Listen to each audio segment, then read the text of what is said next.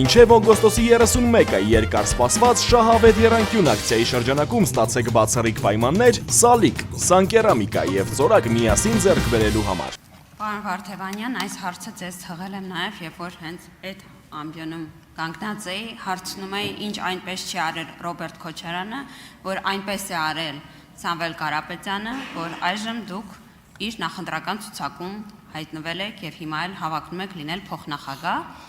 որովհետեւ էական է, երբ որ դու տարբեր քաղաքական թիմերի ցուցակով առաջադրվում ես, էական է այն առումով, որ մեր քաղաքացիները պետք է իմանան, ինչու մանդատը վայր տրվեց, չէ՞ որ եթե դուք հիմա պնդում եք, որ կա փաստաբանի աշխատանքի ահռելի պահանջ ըստ ձեզ, հիմա իրավիճակը ըստ էության չի փոխվել։ Եվ արդյոք չկա ձեր որպես իրավաբան հանրությունում պահանջը։ Այդ ինչ այնպես չէր անում Ռոբերտ Քոչարյանը։ Շնորհակալ եմ հարցի համար, նախ անդրադառնամ արդյոք նույն այն իրավիճակը փաստաբանական գործունեության իրականացման անհրաժեշտության արդյոք առկա է թե ոչ, առկա է։ Բայց մյուս կողմից ես ունեի իմ թիմի որոշում, որ ես պետք է լինեմ ազգային ժողովում։ Ես թիմի որոշումը հարգել եմ, ընդունել եմ եւ այդ պատասխանատվությունը ստանձնում եմ։ Անկեղծորեն ասեմ, եթե նայում եմ շատ սուբյեկտիվ, նեղ անձնական իմաստով, փաստաբանական գործունեությունը անհամեմատ ավելի դյուրին է, քան ընդդիմադիր խմբակցության падգամավոր լինելը Հայաստանի Հանրապետությունում 2026 թվականին։ Բայց ես նաև գիտակցում եմ պատասխանատվությունը։ Ես գիտակցում եմ այն պատասխանատվությունը, որը իմ գործընկերները ստանձնել են, ում հետ միասին այդ պատասխանատվությունը ստանձնել են։ 2022 թվական, 2026 թվական։ Կրկին, ես լինելով Հայաստան դաշինքի անդամ, ունեցել եմ այն աստիճան ինքնուրույնություն, որ եթե ես որոշել եմ падգամավորական մանդատը վայր դնել, վայր եմ դրել։ Այդքան ինքնուրույնությունը ունեցել եմ, իմ կողմից սուբյեկտիվ որոշումը կայացրել եմ, իրացրել եմ։ Եթե ձեզ հետաքրքիր է անձնական, միջանձնային հարաբերությունները, որևէ խնդիր այդտեղ չկա։ Որևէ։ Բայց այստեղ մենք խոսում ենք քաղաքական գործընթացի մասին։ Ուժեղ Հայաստան կուսակցության ծրագրային մոտեցումը, եթե դիտարկում եք, վստահաբար դուք առնվազն այդ կարծիքը ունեմ, ուսումնասիրել եք ծրագիրը։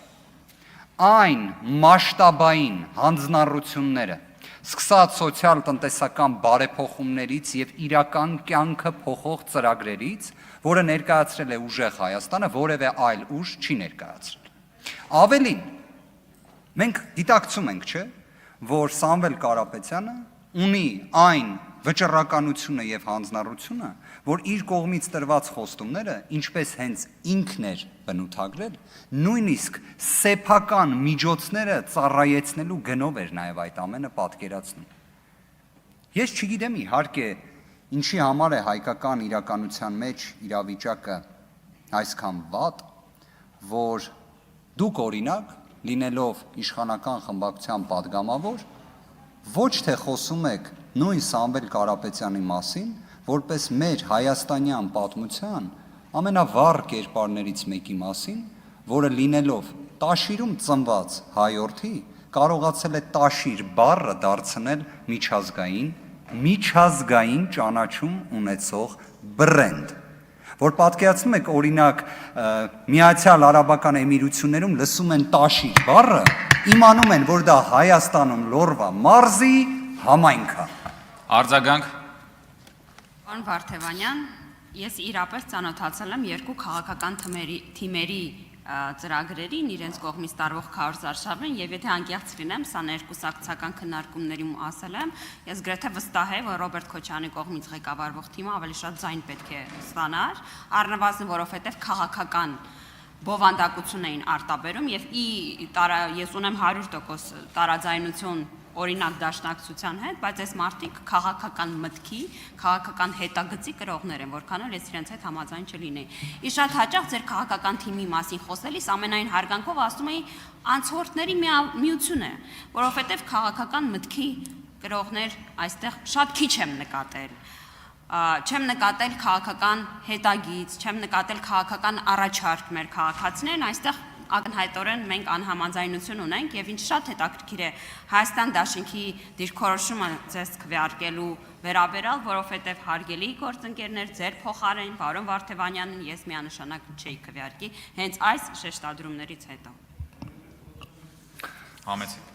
Հայաստան խմբակցությունը վստահ եմ իր դիրքորոշումը կարտահայտի։ Քաղաքական խոսքի հետագծի Տիկին Ղազարյան, ես հասկանում եմ, որ յուրաքանչյուր ազգային ժողովի падգամավոր իր կարծիքին պետք է շատ մեծ կշիռ տա։ Բայց կներեք, ձեր կարծիքը մի հատ համադրեք 100 հազարավոր քաղաքացիների կարծիքի հետ, որոնք իրենց քվեն տվել են մեր ուժին։ 100 հազարավոր։ Տիկին Ղազարյան, օրինակ, դուք պատկերացնում եք, որ ենթադրենք ձեր քաղաքական թիմից հանենք Նիկոլ Փաշինյանին եւ դուք մասնակցեք ընտրություններին առանց որևէ իշխանական լծակների։ Նենց հետաքրքիր է, բոլորի քաղաքական դիմագիծը հաշվի առնելով, առանց իշխանական լծակի, թե ձեզ քանի հազարավոր, 100 հազարավոր, թե 100-ավոր պարզապես քաղաքացիներ քվե կտան։ Դա իդեպ, թող պատմությունը մի օր մեզ հնարավորություն տա տեսնելու։